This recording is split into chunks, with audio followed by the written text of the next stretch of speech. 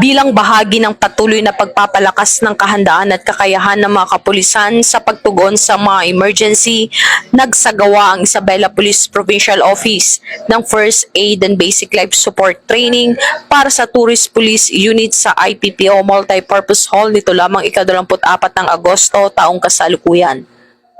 Pinangunahan ni Police Colonel Manuel B. Bringas, Provincial Director ng Isabela PPO, ang pagbubukas ng naturang pagsasanay. Katuwang sa programa ang mga resource speaker na sina Mr. John Dave Silvestre ng City Disaster Risk Reduction Management Office na nagtalakay tungkol sa first aid at Police Captain Rocky Lloyd Obsimia, team leader ng Isabela Provincial Medical and Dental Team na nagbigay ng lecture hinggil sa cardiopulmonary resuscitation.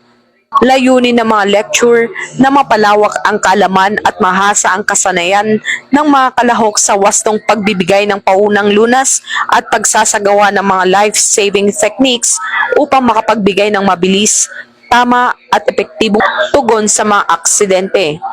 Binigyang diin naman ni Police Colonel Bringas ang kahalagahan ng pagiging handa at pagkakaroon ng sapat na kaalaman ng bawat police personnel sa pagtugon sa mga sitwasyong nangangailangan ng agarang pagresponde, sapagkat ang wastong pagkilos sa tamang oras ay maaaring makatulong sa pagliligtas ng buhay.